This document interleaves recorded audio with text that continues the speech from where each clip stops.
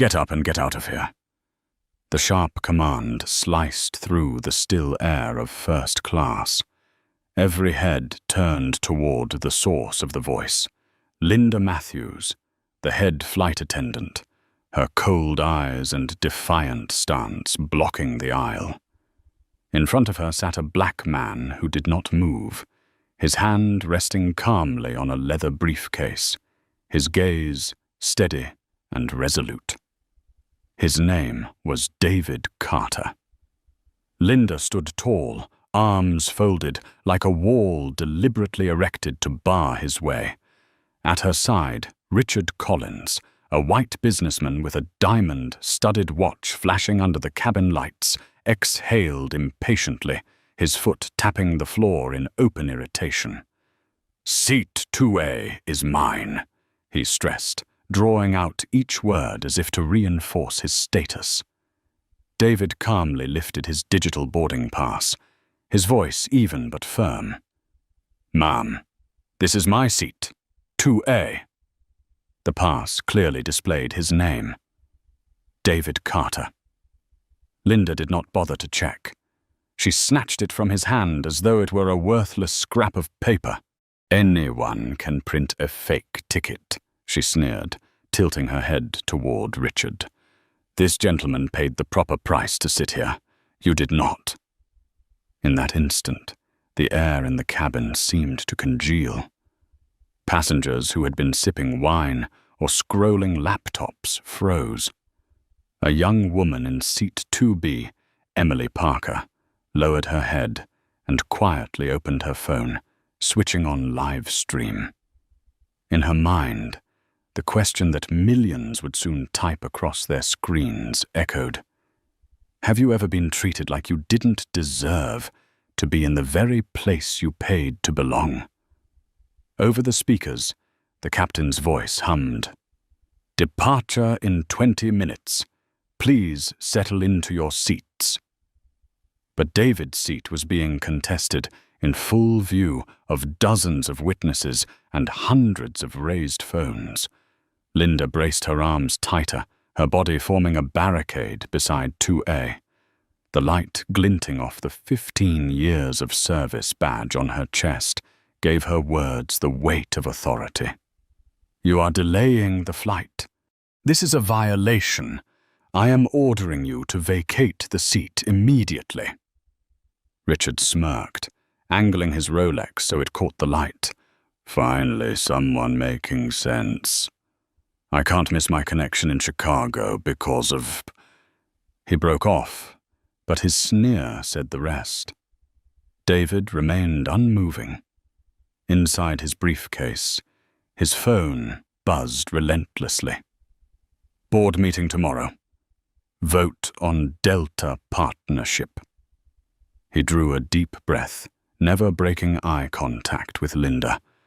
Within that case lay papers worth billions of dollars.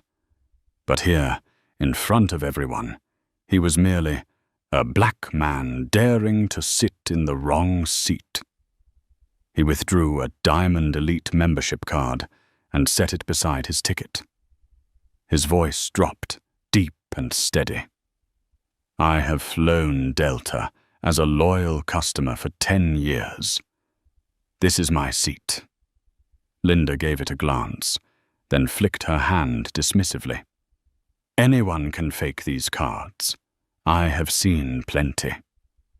Emily in 2B tightened her grip on her phone. The viewer count jumped from 3 to 10 to 50. Comments appeared in rapid bursts. "Unbelievable! Blatant discrimination at 30,000 feet!" Around them, passengers whispered. An elderly couple in 3A exchanged uneasy glances. A young businessman in 4C shook his head and muttered, "He should just move to economy and end this." David's phone buzzed again. A message from his assistant. New York Times requesting comment on Delta investment. He closed his eyes for a moment, recognizing the irony. Tomorrow he would sit in a boardroom debating Delta's diversity initiative. Today he was living proof of its necessity. Linda lowered her voice, but loud enough for the cabin to hear. "You have two options. Leave willingly, or security will escort you off this plane. Do not force my hand." Emily raised her phone higher. The viewer count climbed. 800, then 1,000. Comments poured in like a flood. "Keep filming. Who has Delta's hotline?" At that moment, Jamal, a young flight attendant from the rear cabin, stepped forward hesitantly. "Linda, his ticket does say 2A. "Jamal, return to your section," Linda snapped, her voice sharp as steel. David opened his briefcase slightly, pulling out a small card. Linda instantly bristled. "Close that. This isn't your office. I'm calling security." In that instant, David's heartbeat slowed. He knew that every second he stayed silent, the live stream outside would swell like a tidal wave. But he also knew, if he stood, he would be painted as the problem. If he stayed quiet, he would be cast as the victim. The only path left was to wait for the exact moment to turn the game around. Linda touched her radio. "Ground security, this is Matthews on flight 512. We have a non-compliant passenger. Request immediate support at gate C24. Emily bit her lip, her eyes blazing as the counter surged. 3,200, 4,800. The comments erupted. "He should sue! This is going to be big news." And just as everyone believed David Carter was nothing more than a powerless passenger about to be dragged away, he tightened his grip on the card in his hand. Under the dim cabin lights, the embossed letters gleamed. David Carter, Chief Executive Officer, Carter Investment Group. He raised his head, his eyes cutting cold through Linda. In his mind, one thought resounded. They think I don't belong here. What they don't know is that I decide who does. The intercom crackled again. "Flight 5112 is preparing for departure. All passengers, please settle into your seats." But inside first class, the chaos felt like the opening gust of a storm. Linda Matthews clutched her radio, her voice sharp as a military command. "This passenger refuses to comply. I request immediate escort by security." A wave of whispers spread through the cabin. Some passengers lowered their heads, eager to avoid involvement. Yet phones stayed raised, lenses fixed on the black man, who remained motionless in seat 2A. David Carter did not speak, did not stand, did not lash out. He simply sat still, fingers interlaced, inhaling deeply as though bracing himself for the most important meeting of his life. In his mind flashed negotiations worth billions, polished boardroom tables, blinding lights, cold handshakes. Yet nothing compared to this tension, because here no one saw a CEO or a strategic investor. They only saw a black man in the wrong seat. The cabin door swung open. 3 figures entered almost simultaneously.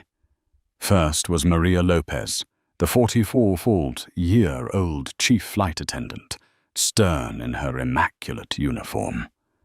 She strode forward, eyes flicking over David before resting squarely on Linda, waiting for explanation. Next came Thomas Reed, the ground supervisor, flushed and irritable from rushing aboard. He straightened his tie, his face etched with annoyance at being dragged into a petty disturbance. And finally, Officer Sandra Lewis, airport security, stood tall, gaze sharp, yet clouded with hesitation. Linda wasted no time seizing control. This passenger presented fraudulent documents, refused to leave the seat and is delaying the flight. She jabbed her finger at David, her voice loud enough for the entire cabin to hear. Richard Collins quickly piled on. Exactly. I'm the one who paid full fare for this seat. We cannot let a troublemaker hold everyone back. Maria frowned, turning to David. Sir, please cooperate. Please. We can arrange another seat for you in premium economy. David handed over his ticket and Diamond Elite card, this time directly to Sandra. Her brown eyes scanned every line, every number. Documents are valid, she said slowly but firmly. The air froze. Maria's brows knitted. Linda immediately cut in. Valid or not, the crew has full authority. Aviation law allows us to reassign seats in the interest of flight safety. Sandra pressed her lips together. She knew Linda was twisting the rules. Yet in uniform, she also knew her limits. Her eyes met David's, silently saying, I understand, but my hands are tied. Meanwhile, Emily Parker's live stream exploded. Viewers surged from 4,800 to 7,200, then 9,000. Comments poured in. This is blatant racism. Who has Delta's hotline? Call now. He should sue. David stayed silent. Inside, anger pressed against his chest like fire. But he knew one outburst would brand him, aggressive passenger. All evidence would vanish under a single phrase. Security had to intervene. Thomas Reed stepped forward, voice full of authority. Sir, to keep this flight on schedule, we require you to step off. You can resolve this later. A collective gasp swept through the cabin.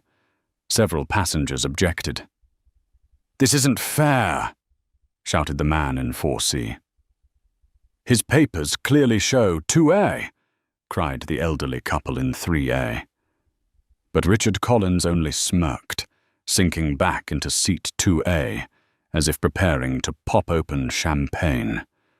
At last, order is restored. Emily's phone zoomed on his smug grin. Comments erupted. Unbelievable. Tag CNN, BBC now.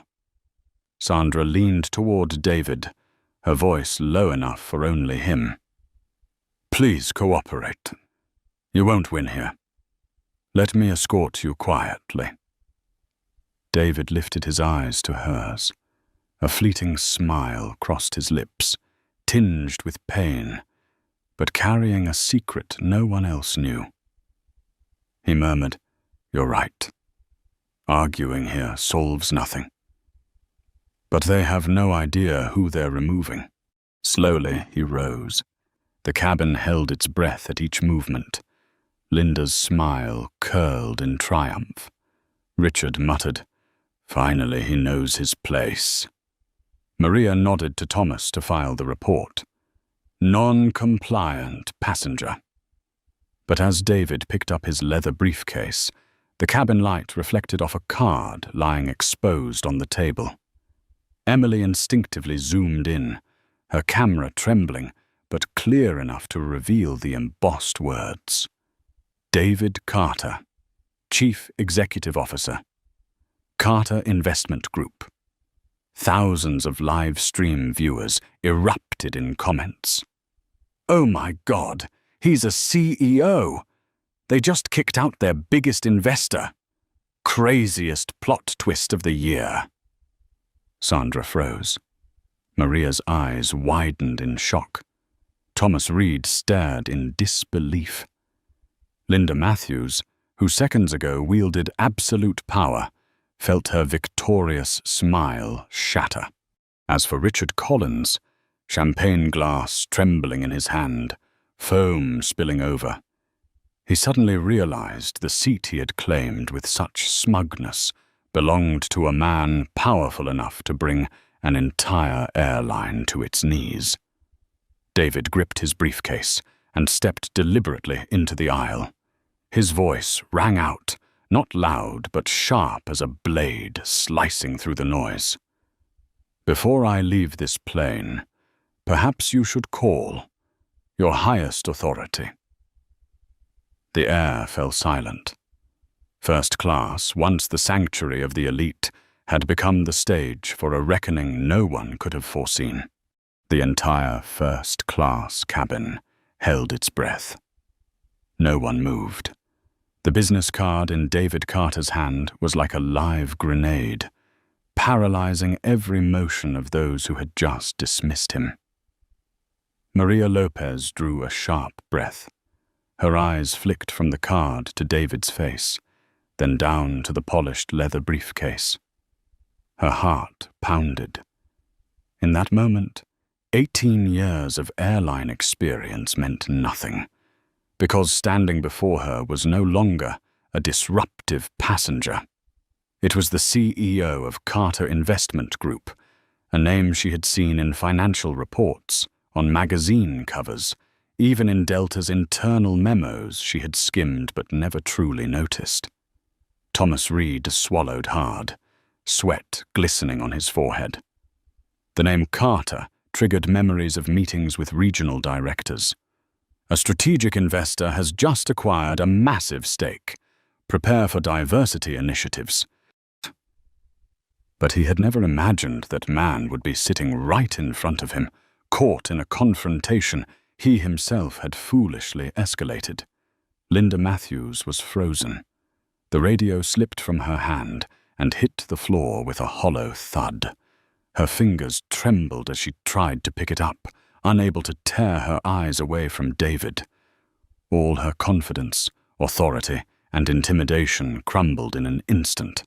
She stammered, You just said, Carter Investment." David stood tall, the cabin lights casting a sharp glow across his face, firm and calm. His voice was steady, each word hammered into the air. "That's right. David Carter. Carter Investment Group, strategic shareholder holding 23.7% of Delta Airlines."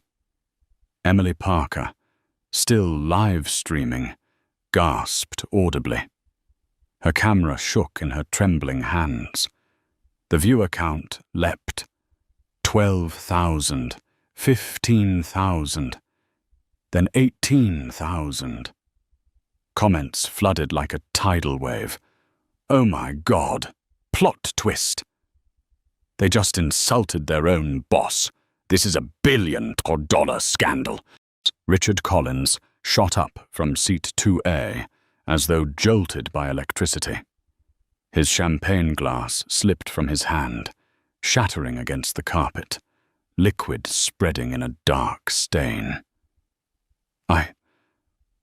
I didn't know." His voice quavered, face drained of color. The seat he had fought so hard to claim had become the hottest seat in the world, and he, the man who sat in it, had become the living symbol of humiliation. Officer Sandra Lewis gave a small nod. In her eyes gleamed open respect. I checked his documents and knew they were valid. But now I see the full picture. Her words sliced into Linda like a knife. Maria tried to salvage control. "Mr. Carter, this must be a misunderstanding. I sincerely apologize for what just happened. We will correct this immediately." David scanned the cabin. Dozens of eyes locked on him. Phones raised high, streaming his every breath and gesture to tens of thousands of viewers around the globe. He knew this was no longer about a seat. This was about the fate of an airline. He opened his briefcase and pulled out a document. The Delta Airlines logo blazed across the top, bold letters beneath. Preferred stock certificate, Series A voting rights, 23.7% ownership interest. He held it high for all to see. Breaths quickened, seats creaked as passengers leaned forward. Emily swung her camera to capture every detail. On the live stream, the comments exploded. "He owns nearly a quarter of Delta. This is history in the making." David allowed a faint smile, but it carried no joy, only irony, only bitterness. "Tomorrow, I sit in a Delta board meeting. The main agenda, diversity initiatives, customer service reform. Yet today, I was shown by the airline's own staff exactly why that plan is necessary." The words struck like lightning. Linda clutched her chest, pale and shaking. Maria bowed her head. Thomas stumbled back a step, eyes fixed on the floor. David pressed on. He turned, facing the phones recording him, his voice ringing with conviction. "Remember tonight. This is living proof that discrimination is not just a moral failure. It is a massive debt, one that companies must pay in reputation and in dollars." At once, clapping rose from the back of the cabin. One, then two, then more.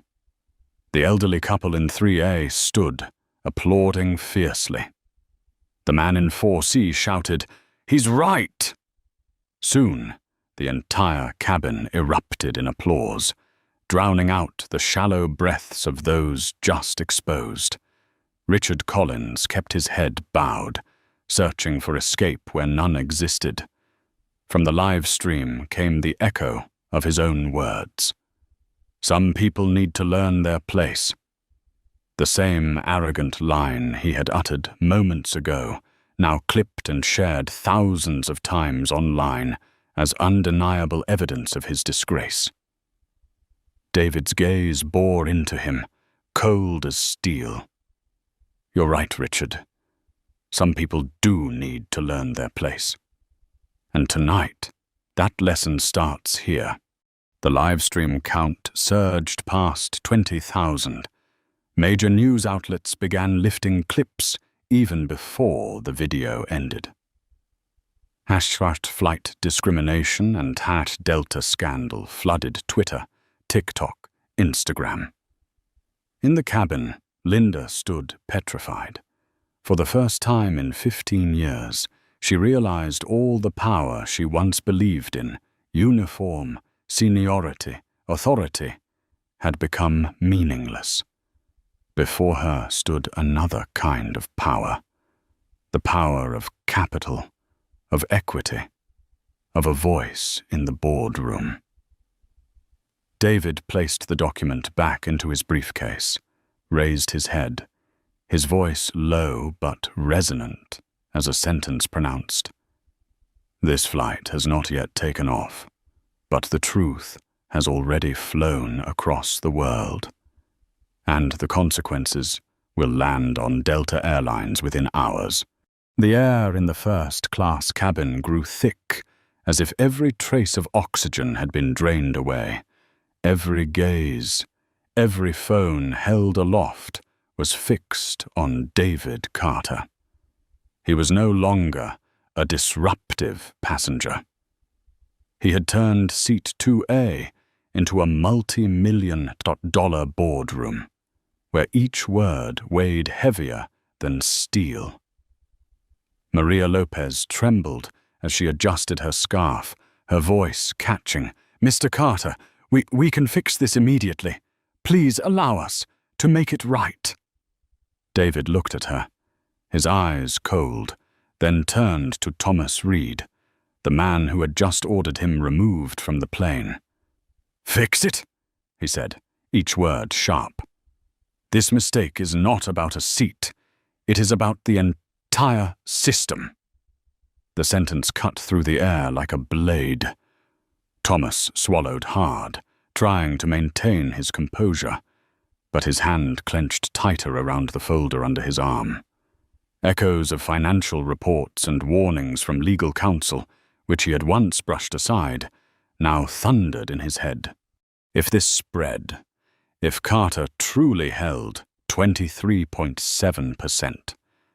Thomas saw his career disintegrating right there in a leather first-class chair.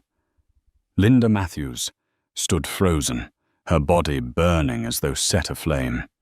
15 years of experience, thousands of flights, countless commands, all of it now reduced to the hollow shell of someone awaiting a verdict. She tried to speak, but her throat was raw. No words came. Meanwhile, Emily Parker's live stream exploded like an earthquake. The counter surged. 28,000, 35,000, then 40,000 viewers watching in real time. Emojis flooded the screen. Angry faces, hearts of support, comments scrolling endlessly. This is Delta's most expensive lesson yet. I'm canceling my ticket right now. He's too calm. This is real power. David calmly unlocked his phone. A stock market app glowed across the screen, numbers bathed in red. Delta Airlines down 2.3% in after hours trading. He tilted the screen so everyone could see, his voice steady, not raised, yet echoing clearly through the cabin. In just 15 minutes since this live stream began, Delta's market value has lost more than $4 billion. All of this because of one moment of discrimination. A collective gasp rippled through the passengers. Maria collapsed into the nearest seat. Thomas's lips drained of color as he clutched his folder. Linda staggered, gripping a chair for balance.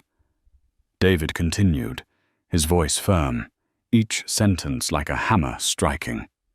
You think a seat is a small matter. But let me tell you, in business, every customer experience has a price.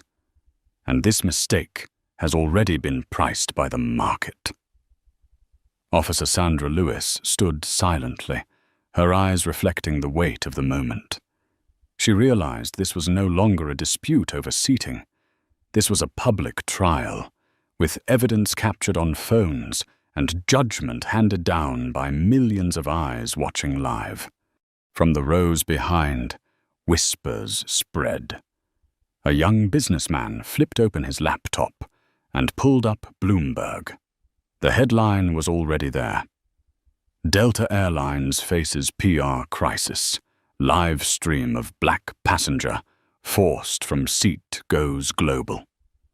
Richard Collins, the man who had stolen seat 2A, shrank into himself. He longed to vanish from the cameras, but Emily swung her lens directly toward him. Comments poured in. That's the guy who told David to move. He laughed at injustice. Now he's a global joke. David turned his gaze on him, piercing, unyielding. Mr. Collins, a few minutes ago you said, some people need to know their place. I agree. But tonight, that place is not mine. The cabin erupted with a chorus of gasps. Applause thundered first from seat 4C, then from the elderly couple in 3A, then rippled down the rows until it filled the entire cabin like a tidal wave, drowning out the ragged breaths of Linda and Thomas. Maria, desperate to regain control, clutched her radio, her voice trembling on the edge of a plea. Operations, connect me to the regional manager immediately. This is a level 1 emergency. David slowly lowered himself back into seat 2A, his seat, where it had all begun. He placed his leather briefcase on the tray table, opened it, and neatly arranged documents as though the cabin itself were now his boardroom. His tone was calm but laced with irony. You're right to worry. I'm not just a difficult passenger. I am a strategic shareholder. And tonight, Delta Airlines has handed me the perfect case study, proving exactly why reform is necessary. Emily Parker's hands shook as she held her phone, but her face glowed. She whispered, barely audible yet still caught by her microphone. This isn't just a story. This is history. David closed his phone, his eyes sweeping across the stunned faces around him. His voice dropped low, but rang with unwavering force. Never underestimate a person because of the color of their skin or the way they appear, because the one you demean may be the very one who holds your future. Applause erupted again, louder, rolling like thunder. Outside the cabin, in Delta's headquarters boardroom, phones rang incessantly, warning emails poured in. The real storm had only just begun. Applause thundered through the first-class cabin, but on the crew's side, fear was mounting. Maria Lopez clutched her radio with trembling hands, her voice hoarse. "Operations, get the regional manager here immediately. High priority emergency." Minutes later, the sound of hurried footsteps echoed up the jet bridge. A woman appeared. Elena Vargas, regional manager, 52 years old, her face stern but her eyes betraying tension. She had weathered hundreds of incidents, large and small, but never before had she walked into a first-class cabin full of raised phones, a global live stream, and a strategic shareholder seated squarely in 2A. Elena moved swiftly, her eyes flicking from Linda Matthews to Thomas Reed, and finally resting on David Carter. One look was enough. She knew this was no mere seating dispute. This was a category. 5 storm, poised to sweep away careers and perhaps the company itself. "Mr. Carter," Eleanor spoke, her voice unusually soft, her head dipping in a slight bow. "I sincerely apologize. I did not realize the situation had escalated this far. Please, allow us the chance to make this right." David lifted his gaze from the documents spread across his tray table. He sat upright, not as a dismissed passenger, but as a CEO presiding over a boardroom. "Make this right?" His voice was steady, firm. "An apology is not enough.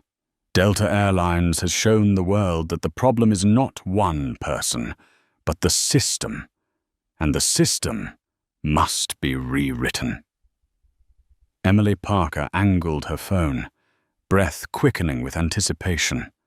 The live stream had passed 50,000 viewers. Comments exploded across the screen. "He's about to deliver an ultimatum. This is history in the making." Linda Matthews stood paralyzed, her hands shaking uncontrollably. She stammered, "Sir, I was only following protocol." David cut her off, his gaze sharp as steel. "Show me the protocol that says a black passenger should automatically be treated as a fraud. Show me the line in your handbook that grants staff the right to humiliate a customer in front of everyone. Is it there?" Linda opened her mouth, then closed it. No sound came. 15 years of experience reduced to meaningless fragments. David turned his phone screen outward, displaying Delta's stock chart awash in red. In the past 30 minutes, more than $4 billion in market value has vanished.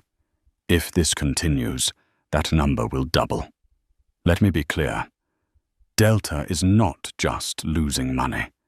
Delta is losing trust. Elena Vargas clenched her fists, her heart pounding. She knew every lens was capturing her, that each bead of sweat and every frown could become an emblem of failure across social media. David closed the folder before him and drew out a thick packet stamped "Confidential, Board Review." He placed it deliberately on the tray, his voice dropping low, yet resonating like thunder. "This is the reform plan prepared by Carter Investment Group. I call it The Carter Protocol. And Delta Airlines has exactly 24 hours to accept or reject it. Maria Lopez held her breath. Thomas Reed broke into a cold sweat, retreating a step. Linda Matthews shook uncontrollably, too afraid to lift her head. Elena Vargas felt her heart plunge into a void, but forced herself to ask, "Mr. Carter, specifically, what does the Carter Protocol entail?" David opened the dossier and began listing, his voice even, deliberate, yet razor-sharp. First, all frontline employees, from flight attendants to ground staff, will be required to complete a minimum of 40 hours of anti-bias training annually. No training, no customer contact. Second, Delta will deploy an AI system to monitor discriminatory behavior, analyzing service data in real time. Any alerts will go directly to senior management. Third, an independent civil rights office will be established, reporting directly to the CEO, with the authority to suspend or terminate any employee who violates policy. Fourth, quarterly diversity audits conducted by external civil rights organizations, with results published publicly and reported to the FAA. Fifth, Delta will create a $50 million scholarship fund to support aviation training for Black communities and minority groups, building a diverse workforce for the future. He paused, his eyes drilling into Elena.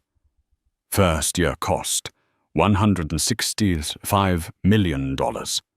Compared to what you're losing on the market right now, it's negligible. The cabin was silent. Only the pounding hearts of those under judgment filled the space. Emily Parker gripped her phone tighter, tears brimming in her eyes. She knew she was witnessing history, the moment when a man once dismissed turned humiliation into a weapon to change an entire corporation. David closed the dossier, his voice dropping, heavy with authority. "You have 24 hours. Accept it. Delta survives. Refuse. Carter Investment Group withdraws. And when that happens, the market will follow me." Elena Vargas nodded shakily, her eyes showing fear for the first time. David leaned back into seat 2A, his hands clasped together. The cabin lights shone on his face, no longer that of a disrespected passenger, but of a CEO, an investor, a man who had just placed an entire airline in checkmate. David Carter's words had barely faded when the first-class cabin plunged into a terrifying silence. Only seconds later, it erupted into an earthquake. A passenger in seat 4C leapt to his feet, clapping furiously. The elderly couple in row 3A shouted, "We stand with Mr. Carter!" Applause and cheers merged, rolling across the cabin. No one held on to the polite quiet usually found in first class. They knew they were witnessing history. Emily Parker's voice trembled through her live stream, her throat tight with emotion. "You are watching live as Delta Airlines faces an ultimatum from its own strategic shareholder. This isn't just about a seat, it's about the future of this entire airline." Viewership surged past 70,000. Comments poured in like a flood. "Where's CNN? Where's BBC? This is tonight's biggest headline. This is #Delta Scandal. Remember the hashtag, everyone." David Carter is the face of justice. Meanwhile, inside Delta's operations center in Atlanta, phones rang without pause. Warning emails, investor texts, furious tweets. Everything crashed down like a tidal wave. The stock ticker on the big screen glowed red. A finance executive cradled his head, whispering, "We've lost over $1.2 billion in market value in just 1 hour, and it's still climbing." Back in seat 2A, Elena Vargas struggled to keep her composure. She leaned forward, her tone soft and pleading. "Mr. Carter, we will contact senior leadership immediately to review the Carter Protocol. But please, we need time." David gave a slight nod, but his eyes were sharp as ice. "Time? I've given Delta years, hundreds of discrimination complaints, ignored. Dozens of customer warnings swept under the rug. Tonight, I am not speaking in the language of morality. I am speaking in the only language Delta is forced to understand. Money." Cabin lights illuminated his face, proud yet heavy with pain. Inside, he recalled his mother, a black woman quietly enduring humiliation at an airport long ago. He had promised her that one day he would turn that shame into change.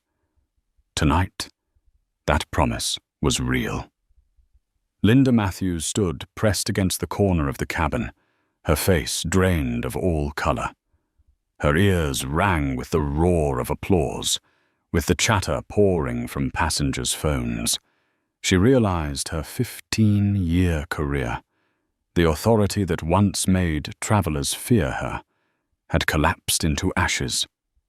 Her name was now etched into a global live stream as a symbol of prejudice.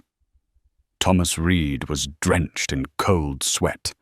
His mind thundered with numbers, FAA penalties that could reach hundreds of thousands per violation.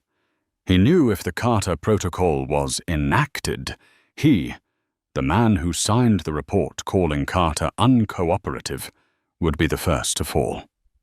David pressed on. He pulled up another screen, a graph of social media trends. "In the past 40 minutes, he said firmly, negative sentiment toward Delta on Twitter has risen 73%. Instagram is flooded with the hashtag #flight discrimination. TikTok, over 2.4 million views in just 30 minutes. Do you know what this means? It means Delta is losing an entire generation of customers." Sandra Lewis, the airport security officer, sighed softly, her eyes glowing with admiration.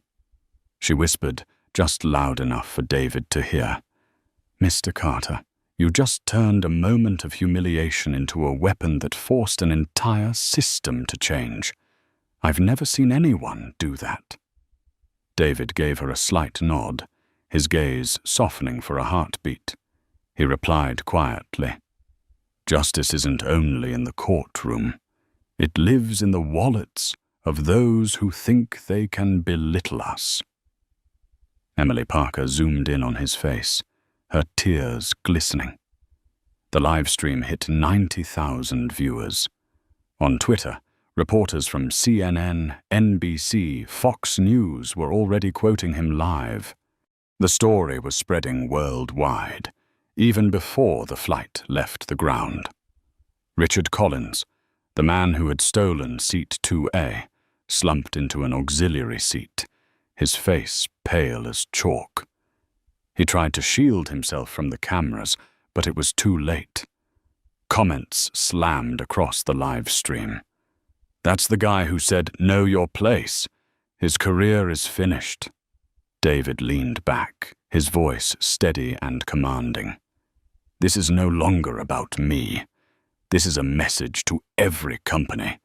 When discrimination becomes routine, it turns into a debt, and that debt will be paid in billions." Applause rose again, thunderous, with passengers' faces glowing as if they were witnessing justice rising before their eyes. Meanwhile, at Delta headquarters, an urgent email from Carter Investment Group landed on CEO William Hayes's desk. "You have 24 hours to approve the Carter Protocol. If not, the entire $847 million investment will be withdrawn, and Delta will lose the market. In the first-class cabin, the applause still thundered on. But thousands of miles away, inside Delta Airlines headquarters in Atlanta, a different storm was exploding. The emergency boardroom on the 27th floor blazed with light at midnight. CEO William Hayes, 55, his face gaunt from sleepless nights, slammed his phone onto the polished table. On its screen was the still playing live stream of Emily Parker, watched live by over 120,000 people. The board sat in a circle, their eyes shaken.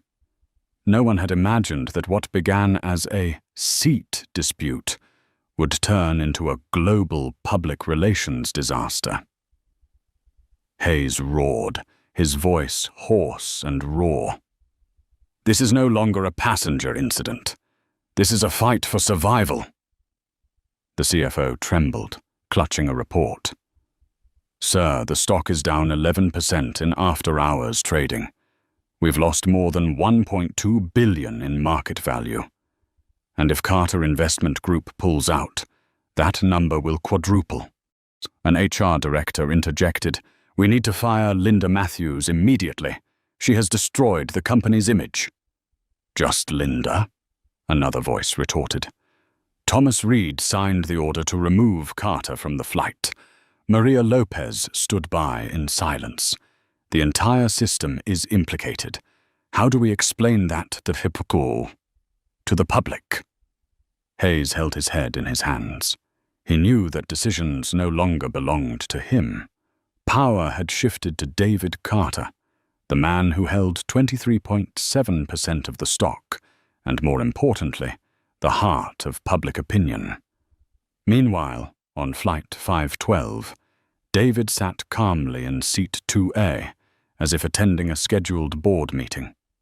He pulled out his tablet, opening a global Twitter feed. Charts showed millions of shares under hashtags #flight discrimination and #Delta scandal.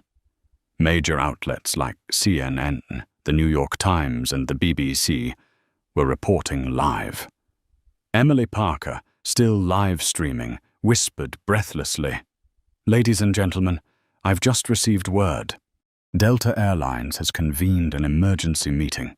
They are deciding the fate of the company right now under the pressure of Mr. Carter." Viewership surged past 150,000. Comments swarmed. "This is justice delivered through financial power. David Carter, a modern-day hero.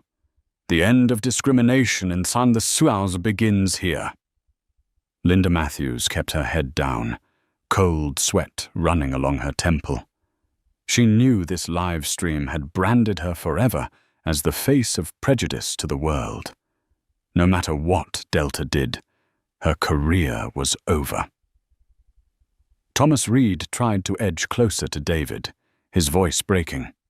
"Mr. Carter, I'm sorry. I was only following protocol." David turned, his gaze sharp as a blade. "Protocol? What protocol authorizes you to expel a strategic shareholder? What policy turns prejudice into company practice?" Thomas fell silent, his words collapsing into shards that shredded his career. On the other side, Elena Vargas stood tall, struggling to maintain her professionalism, though her chest felt crushed. She understood. No matter the cost, Carter Protocol was cheaper than the bleeding price Delta was paying every second. David set the tablet down, his voice steady but resonant. "Tonight, Delta has been dragged before the court of public opinion. The jury is the millions watching. And the verdict will be delivered tomorrow morning, when the markets open." A ping sounded from Elena's phone. She opened it, eyes widening. Urgent notice from the Delta board. Prepare to approve Carter Protocol. In the Atlanta boardroom, William Hayes finally bowed his head. We have no choice. We will sign. But before we announce it, pray Carter still wants to save Delta. Emily Parker nearly shouted into her live stream. Did you hear that? Delta is preparing to accept the Carter Protocol. This is a historic victory for justice. Viewership surged past 200,000. Applause erupted across the cabin. Passengers, once silent, now stood as a chorus behind David. In that moment, David leaned back, eyes closed. He knew this was not just his victory. It was a victory for his mother, for millions of passengers dismissed and demeaned, for every soul who had ever been told, "You don't belong here." He whispered softly, only for himself. Justice, sometimes it doesn't come from a courtroom. Sometimes it comes from seat 2A. The golden cabin light fell across David Carter's face. He remained seated in 2A, his hands clasped, like a steadfast judge awaiting a confession. But in truth, the courtroom was not here. It was out there, across the world, on millions of screens watching every second. Elena Vargas's phone buzzed relentlessly. She lowered her eyes, her voice trembling. Mr. Carter, the board has decided. Delta Airlines will accept the Carter Protocol. The press release is being prepared, and they asked me to deliver an official apology to you. A wave of murmurs spread through the cabin. Passengers rose, applauding furiously. Emily Parker nearly shouted into her camera. Do you hear that? Delta Airlines has officially bowed to the Carter Protocol. This is an unprecedented victory in aviation history. The livestream viewership surged past 280,000. Hashtags, #flight discrimination and #Carter Protocol shot to the top of global trends. CNN, BBC, and Reuters all broke the news simultaneously. David opened his eyes, fixing his gaze on Elena. His look was cold, but heavy with weight. He knew this victory had not come from goodwill, but from fear and the pressure of money. Delta accepts, he said slowly, but that acceptance does not erase what happened tonight. He turned toward Linda Matthews. The woman stood trembling, her face pale as chalk.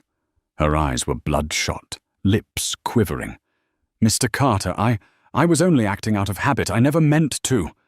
David cut her off, his voice booming like a verdict. Not intentional?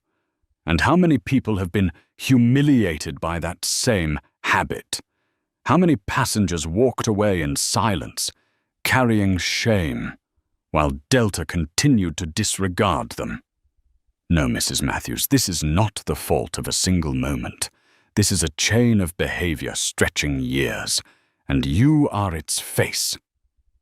Linda collapsed into a seat, her hands clutching her face. Passengers looked at her not with pity, but with contempt. Emily panned her camera, comments flooding. She must be fired immediately. This is justice served. Thomas Reed tried to interject. His voice hurried. Mr. Carter, I will take responsibility, but please understand, I was only trying to protect the flight schedule, to keep us on time. David turned, his eyes sharp as steel. Mr. Reed, you had the chance to stop injustice, and you chose complicity. Schedules are never more important than human dignity. You will remember that when there is no longer a place for you at Delta. The cabin fell silent. Sandra Lewis, the airport security officer, bowed her head, her eyes glowing with respect. She stepped forward, her voice soft but firm. "Mr. Carter, I apologize on behalf of security. I verified your documents were valid from the start, but I was bound by procedure. I promise I will testify in any investigation to come." David looked at her, his gaze softening. "Officer Lewis, you did not create the problem. You were trapped inside the machine. And tonight, you kept your integrity. I will remember that." Her voice caught with emotion, her body trembling. In that moment, amid the storm, she realized she was not alone. Emily Parker whispered into her phone, "This is a moment I will remember forever. Justice is not only found in a courtroom, but here in this cabin." At Delta's Atlanta headquarters, CEO William Hayes signed the urgent press release. Delta Airlines commits to implementing the Carter Protocol with an initial budget of $165 million in the first year to ensure fair and respectful service. The statement was broadcast overnight, splashed across every news outlet. Back in seat 2A, David leaned back, his voice steady, slow, but unyielding. "Remember this. This change did not come from Delta's willingness. It came from pressure, from truth exposed, and from the millions out there, those who witnessed, who spoke up, who forced justice to be done." Applause broke out again, louder, fiercer, unstoppable. No one remained seated. Passengers stood together, applauding like a chorus to honor victory. Linda Matthews bowed her head, tears dripping too late. Thomas Reed shut his eyes, knowing his career had ended. Elena Vargas clutched her phone, her heart pounding. She understood that Delta's future now rested in the hands of one man, the man they had dismissed only hours before. David smiled faintly, but it was a smile heavy with bitterness. "Tonight," he said, his voice like a closing sentence, "Delta Airlines has learned a lesson. Discrimination is expensive, and this price is only the beginning." The news exploded like a bomb. Within hours, from New York to London, from Tokyo to Johannesburg, every morning headline carried the same name: David Carter, strategic shareholder of Delta Airlines, discriminated against on Flight 512. CNN broke in with an urgent report. A black businessman forced from his first-class seat. No one knew he was a shareholder controlling nearly 24% of Delta. BBC analyzed, this is not merely a service incident, but a cultural and governance shock. On social media, the hashtag #HatCarterProtocol reached 2.3 million mentions after just one night. In Delta's command center in Atlanta, CEO William Hayes, his voice nearly gone from non-stop calls, slammed his phone onto the conference table. On the screen still played the live stream of Emily Parker, watched live by more than 120,000. The board sat in silence, their faces shaken. No one had imagined that what seemed like a simple seat dispute could spiral into a global PR disaster. Hayes roared, his voice raw. "This is no longer a passenger incident. This is an existential crisis." The CFO's hand trembled as he clutched the financial sheets. "Sir, the stock is down 11% in after-hours trading. We've lost over $1.2 billion in market value, and if Carter Investment Group pulls out, that number will quadruple." The HR director cut in. "We must fire Linda Matthews immediately. She destroyed the company's image." Another voice countered sharply. "Only Linda. Thomas Reed signed the report to remove Carter from the plane. Maria Lopez stood by in silence. The entire system is implicated. How do we explain this to the public?" Hayes buried his face in his hands. He knew the truth. Decisions were no longer his to make. Power now rested with David Carter, the man holding 23.7% of shares, and, more importantly, the heart of public opinion. On board Flight 512, David Carter sat calmly in seat 2A, as if attending a board meeting long planned. He tapped his screen, watching Delta's stock chart plunge, the graph bleeding red. In just 24 hours, it had dropped more than 11%, wiping out $1.2 billion in market value. And he knew this was only the beginning. Emily Parker's live stream neared 300,000 viewers, her voice breaking. "Ladies and gentlemen, this is proof that discrimination is not only morally wrong, it is an enormous debt, one even the biggest corporations cannot escape." Comments poured in. "I will never fly Delta again. Implement the Carter Protocol now. This is an equality revolution in the skies." Inside the cabin, Eleanor Varga sat rigid, her face pale but her eyes resolute. She had just received another email. Delta Airlines had officially signed its acceptance of the Carter Protocol. The plan would be announced within 12 hours, alongside the firing of Linda Matthews and the indefinite suspension of Thomas Reed. Hearing the news, Linda collapsed, sobbing uncontrollably. But the applause and the burning stares around her left no room for sympathy. To passengers, she had become the face of a Yahusik culture.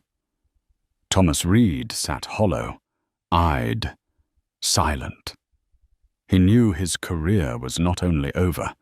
His name would appear in business school case studies worldwide, a permanent cautionary tale. David Carter watched it all, his expression not one of rage, but of weight. He understood. Individuals may err, but the system was the root, and this system would now be rewritten. He rose to his feet, his voice deep and resonant, directed not only to the cabin, but through countless phones, to millions watching worldwide. The Carter Protocol will not only change Delta, it will set the standard for the entire airline industry. Tonight, we have proven that silence never creates justice. Only truth exposed, and the courage to face it, can set the wheels of change in motion. Applause thundered like a storm. First, class passengers, many business leaders and influencers, all stood. A man in 4C shouted, "Mr. Carter, you have not only saved a flight, you have saved a generation of passengers to come." Emily's voice cracked as tears streamed down her face. "Ladies and gentlemen, I once thought justice lived only in courtrooms. But today, I have seen it in the skies, right here, in this cabin." David bowed his head slightly, a soft smile on his lips. But within, memories of his mother returned, her trembling at a check in desk, turned away for the color of her skin. He whispered, "Mother, I kept my promise." At Delta's headquarters, William Hayes finally signed the documents with trembling hands. Below his signature, bold letters read, Delta Airlines commits to immediate implementation of the Carter Protocol. A new era had begun, and it all started from seat 2A. 12 hours after the shocking incident on Flight 512, the entire world had changed the way it looked at Delta Airlines and at a man named David Carter. Morning broadcasts around the globe carried the same headline: Delta Airlines bows to the Carter Protocol, a $165 million reform package, effective immediately. The image of David, sitting calmly in seat 2A, the cabin light casting across his resolute face, appeared on every front page, from the Wall Street Journal to the Guardian. Meanwhile, in Atlanta, a press conference unfolded. CEO William Hayes, exhausted but forced to face the microphones, read his statement. Delta Airlines has officially terminated flight attendant Linda Matthews and indefinitely suspended supervisor Thomas Reed. We commit to implementing the Carter Protocol, including anti-bias training, AI-driven service monitoring, and a $50 million scholarship fund. We were wrong, and we must pay the price.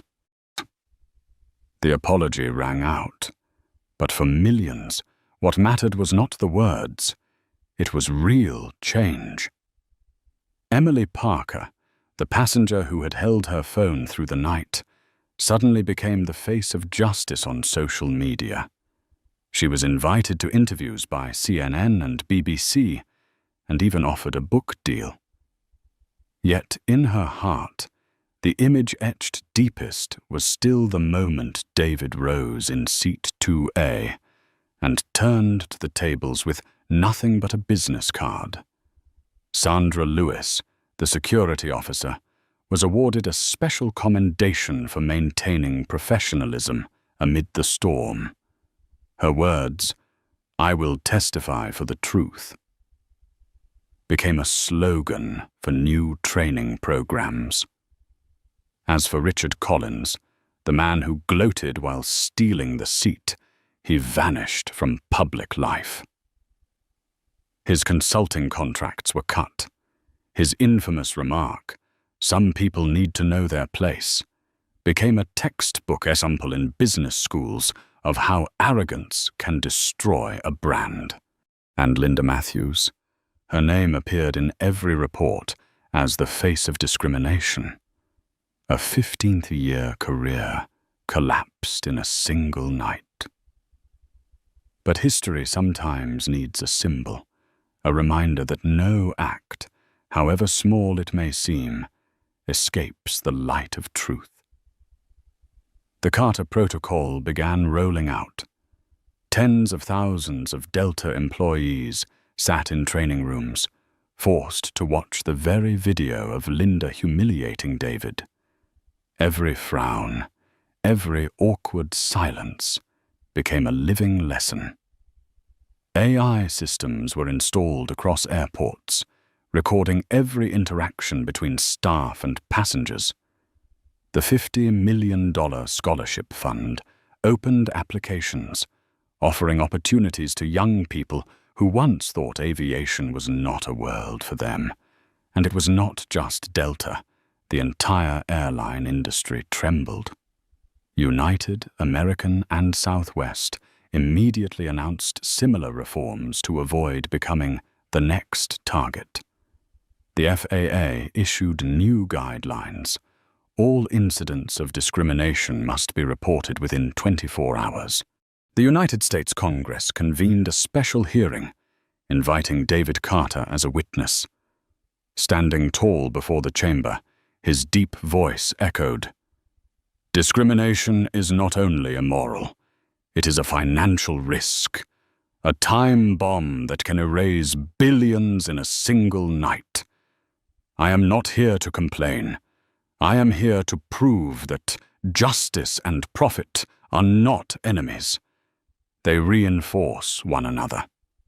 Because a business is only truly strong when every customer is treated with dignity." Applause thundered, the entire chamber rising to its feet. 6 months later, Delta Airlines released a historic report. Customer satisfaction at its highest level in 2 decades. Discrimination complaints down 47%. Revenue from black business travelers up 31%. Delta's stock, after its disastrous fall, rebounded spectacularly, reaching new highs powered by renewed trust. At an international aviation conference, David Carter walked onto the stage. Before him sat hundreds of CEOs, investors, and policymakers. He held up a boarding pass, the very one with his name on seat 2A, and spoke, his voice booming like thunder. Never underestimate a person because of how they look. That night, I was treated as a fraud, but the truth was, I was the largest shareholder in the room, and from a seat that was stolen, I built the foundation of global reform. The hall erupted in applause. Emily Parker sat in the front row, tears in her eyes. Sandra Lewis smiled quietly to herself, and in David's heart, his mother's voice returned. Prove that you belong, not just for yourself, but for everyone who will walk this path after you. David bowed his head gently, a silent vow to her and to the world. In the world of business, people often believe that power lies in numbers, shares, market capitalization, revenue. But the story on Flight 512 reveals a deeper truth. Real power lies in the ability to force an entire system to change when it is wrong. David Carter did not just reclaim seat 2A for himself. He turned a moment of humiliation into a catalyst, transforming the silence of the past into thunder that compelled a multi-billion-dollar corporation to bow its head. Delta Airlines did not accept the Carter Protocol because they wanted to. They accepted it because they had no choice. And in that moment, it was proven that justice is not only a moral concept, it is a survival strategy. Remember this. Every look of disdain, every word of discrimination can ignite a storm. But equally, every act of courage, every voice that dares to speak, can become the spark of a revolution. So if you have ever been belittled, ever heard the words, "You don't belong here," remember the story of seat 2A. Because perhaps you are the one holding the future of an entire system. If you believe that discrimination is expensive, fanbiet lakai za hong ai kote tranoi, hit like to spread this message. Do not forget to subscribe so you never miss the next stories, where justice is not only spoken of, but carried out in everyday life. And I want to hear from you. Leave a comment with just 2 words, justice. Because when we type those 2 words together, we are not just telling a story. We are creating change.